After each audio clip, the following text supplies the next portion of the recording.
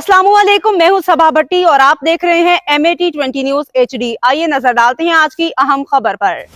मंडी Bahauddin consultant मौत से पंजाब। मंडी Bahauddin Mrs आसफा गिल ने शजरकारी मुहिम 2025 के तहत दफ्तर में पौधा लगा के शजरकारी मुहिम का इफ्तिताह किया।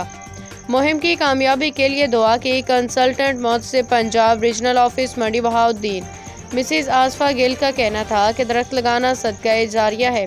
जिसने एक दरख्त लगाया गोया इसने जन्नत में दरख्त लगाया। उनका कहना था कि दरख्त लगाने के साथ साथ उनकी हिफाजत और निगहदाश्त भी बेहद ज़रूरी है ताकि पौधों को परवान चढ़ा के हम अपने इर्द गिर्द के माहौल को खुशगवार बना सकें।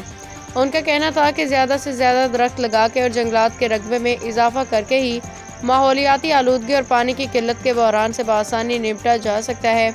करह अर्ज़ के बढ़ते हुए दर्जा हरारत को भी रोका जा सकता है। कंसल्टेंट मोहसिब का कहना था कि बढ़ती हुई फ़िज़ाई आलूदगी को ख़त्म करने के लिए हर जिम्मेदार शहरी का ये कौमी और इखलाकी फ़र्ज़ है कि अपने अपने हिस्से का एक पौधा ज़रूर लगाएं।